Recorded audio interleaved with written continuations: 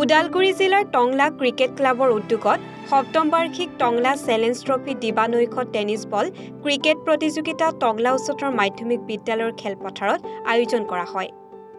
21 মাৰ্চৰ পৰা 23 মাৰ্চলৈ 3 দিনীয়াকৈ অনুষ্ঠিত কৰা হৈছে এই প্ৰতিযোগিতা। ভেৰগাঁও মহকুমাৰ আৰক্ষী বিষয়া দুৰ্গা কিংকৰ শৰ্মাই মুকলি কৰা খেলখনত বিভিন্ন দল সংগঠনৰ উপস্থিতিত খেলখন আৰম্ভণি কৰা হয়। উল্লেখ্য যে উক্ত প্ৰাইজমণি প্ৰতিযোগিতাত বিজয়ী দলে ট্ৰফিসহ 50,000 টকা আৰু বিজিত দলে ট্ৰফিসহ 30,000 টকা লাভ কৰিব বুলি উদযাপন সমিতিৰ সভাপতি দিগন্ত চহৰীয়া আৰু সম্পাদক ৰিংকু ডেকাই জানিবলৈ দিয়ে। আমি এই টংলা ক্ৰিকেট ক্লাবে এবাৰ সপ্তম বাৰ্ষিক আমি টংলা ক্ৰিকেট এই টংলা হাই ছেকেণ্ডাৰী খেলপথাৰত আমি আয়োজন কৰিছোঁ আৰু আমি আজি এই শুভ উদ্বোধনত আমাৰ মহকুমা আৰক্ষী বিষয়া সন্মানীয় দুৰ্গা কিংকৰ শৰ্মা ছাৰক আজি উদ্বোধনৰ কাৰণে মাতিছিলোঁ আৰু ইয়াতে সদৌ অসম ছাত্ৰ সন্থাৰ কাৰ্যনিৰ্বাহক সদস্য চিন্তুমণি চক্ৰৱৰ্তী, সদৌ ওদালগুৰি জিলাৰ AJICPৰ সন্মানীয় সভাপতি নীলয় চহলীয়া ডাঙৰীয়া আৰু আমাৰ এই খেলখনৰ লগত অতিপ্ৰোতভাৱে জড়িত যিয়ে আমাক এই খেলখনৰ বহুতখিনি সহায় সহযোগিতাৰ লগতে বহুতখিনি তেওঁ আগভাগ লৈছিলে। তেওঁ হ'ল আমাৰ প্ৰশান্ত ডেকা, বিপুল দা, ইয়াৰ লগতে ভাইকন দাও আছে, আমাৰ ৰিংকু দাও আছে।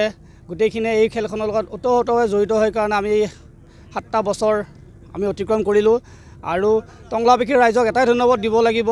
এই খেলখনত তেওঁলোকৰ ইমান সহায় সহযোগিতা, ইমান তেওঁলোকে যিখিনি আমাক আগভাগ লৈছে বা যিখিনি আজি বেনাৰে হওক পোষ্টাৰে হওক, আজি প্ৰত্যেকটা আমাৰ অনুষ্ঠানে আজি বেনাৰ ইয়াত 6টা খুঁটাত দিছে।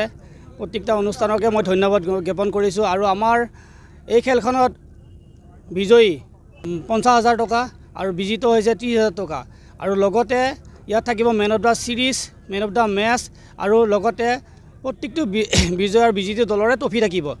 আৰু লগতে এই খেলখনৰ পৰিচালনা কৰা মোৰ লগত আমাৰ সমূহ টংলা ক্ৰিকেট ক্লাবৰকে মই ধন্যবাদ জ্ঞাপন কৰিছোঁ আৰু সকলো সদস্যকে মই ধন্যবাদ জ্ঞাপন কৰিছোঁ। আমাৰ এইখন খেলখন হ'ব 3 দিনীয়া, আমি 3 দিনীয়া আয়োজন কৰিছোঁ।